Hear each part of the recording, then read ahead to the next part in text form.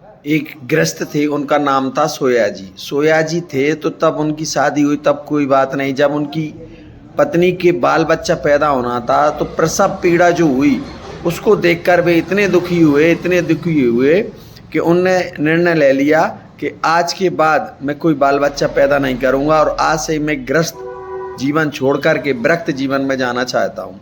ऐसे कहकर उसने पत्नी से कहा तो पत्नी कहने लगी कि मैं तुम्हारे बिन तो एक पल भी नहीं रह सकती।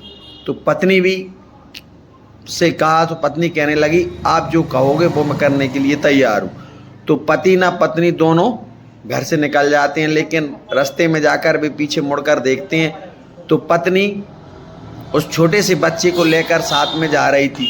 तो उनने कहा था सोया जी ने कि साथ में आप कुछ नहीं लेके जाओगी, सिर्फ मैं और तुम दोनों साथ में चलेंगे, लेकिन तुम इस बच्चे को लेकर के आई हो जी, गलत काम है, इसको यहीं छोड़ दो।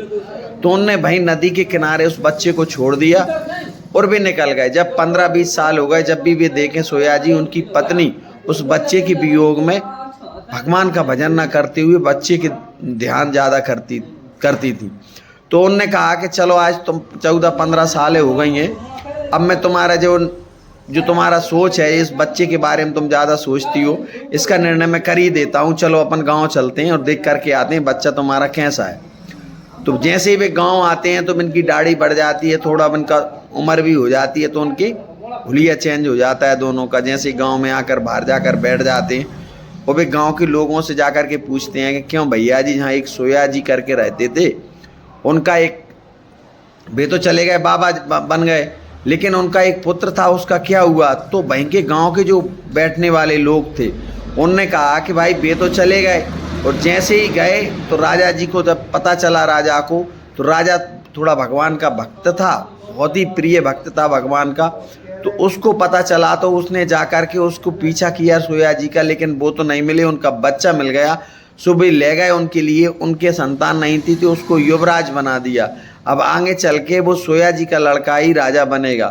तो सोया जी कहने लगे उनकी पत्नी से, देख कि अपन दोनों भजन करने के लिए चले गए, निकल गए, देख आज अपना लड़का युवराज है।